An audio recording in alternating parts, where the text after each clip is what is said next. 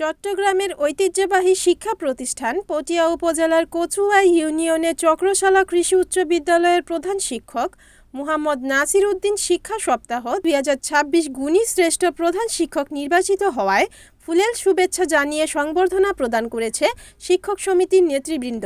১৯ জানুয়ারি মঙ্গলবার দুপুরের চক্রশালা স্কুলে নেতৃবৃন্দ ফুলেল শুভেচ্ছা জানিয়ে সংবর্ধনা প্রদান করেন।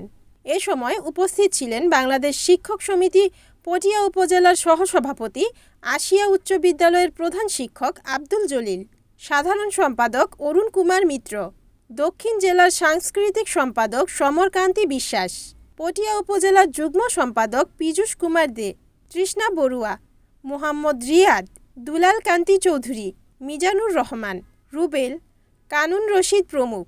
অনুষ্ঠানে শিক্ষক নেতৃবৃন্দ বলেন, নাসির উদ্দিন গুণী পটিয়া উপজেলার শ্রেষ্ঠ প্রধান শিক্ষক নির্বাচিত হয়ে চক্রশালা কৃষি উচ্চ বিদ্যালয়ের সুনাম বৃদ্ধি করেছেন।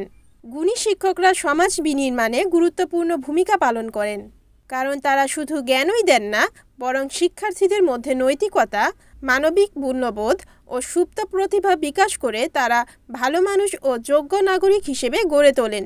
নাসির উদ্দিন অত্র এলাকায় শিক্ষার গুণগত মানোন্নয়নে গুরুত্বপূর্ণ ভূমিকা রাখবেন, যাহা একটি উন্নত ও সমৃদ্ধি জাতি গঠনে অপরিহার্য।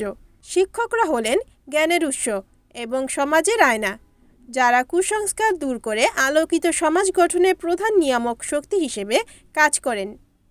Report Selim Chowdhury, NNTV, Patiya.